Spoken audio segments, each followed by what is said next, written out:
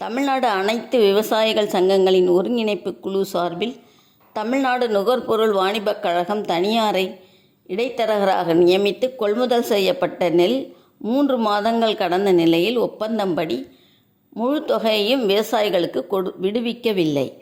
இதனை கண்டித்து இன்று சென்னை கோட்டையை முற்றுகையிடுவதாக அறிவிப்பு வெளியிட்டிருந்தனர். இதனை அடுத்து விவசாயிகள் இன்று எழும்பூரில் கூடத் தொடங்கினர். இதனை அறிந்த காவல்துறை அதிகாரிகள் தமிழக அரசின் உணவுத்துறை கூடுதல் தலைமைச் செயலாளர் சத்யபிரதா சாஹூ கவனத்திற்கு கொண்டு சென்றதை அடுத்து பொறுப்பு மேலாண்மை இயக்குனர் முருகேஷ் IAS தலைமையில் பேச்சுவார்த்தைக்கு ஏற்பாடு செய்தார். அதன் அடிப்படையில் எழிலகத்தில் பேச்சுவார்த்தை நடைபெற்றது. கடந்த மே 26 அன்று நடந்த பேச்சுவார்த்தையின் ஒப்பந்தப்படி 17,500 விவசாயிகளுக்கு பணம் பட்டுவாடா செய்ய வேண்டியிருந்ததாகவும் தற்போது வரை 10,500 விவசாயிகளுக்கு விடுவிக்கப்பட்டுள்ளது. மேலும் 7,000 விவசாயிகளுக்கு வரும் ஜூலை 2ஆம் தேதிக்குள் விடுவிப்பதாக உறுதியளிக்கப்பட்டது.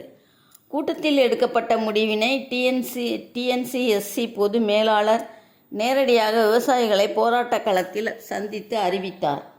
மாநில பொதுச் செயலாளர் VKV துரைசாமி, மாநில கௌரவ தலைவர் MP ராமன், கோவை மண்டல தலைவர் AS பாபு, மாநில பொருளாளர் M தங்கராஜ், சேலம் மண்டல தலைவர் N பெருமாள், தமிழக மலைவாழ் விவசாயிகள் சங்க தலைவர் ஏற்காடு M ராமர், சென்னை மண்டல செயலாளர் விஜய் பிரசாத், செங்கல்பட்டு மாவட்ட தலைவர் டெல்லி ராம், செயலாளர் சண்முகம், துணை செயலாளர் சக்திவேல், திருவள்ளூர் மாவட்ட தலைவர் டெல்லி பாபு, சேலம் மாவட்ட தலைவர் தங்கவேல், திருவாரூர் சுவாமிநாதன், காஞ்சிபுரம், ராணிப்பேட்டை, திருவண்ணாமலை உள்ளிட்ட பல்வேறு மாவட்டங்களின் நிர்வாகிகள், விவசாயிகள் 200க்கும் மேற்பட்டவர்கள் பங்கேற்றனர்.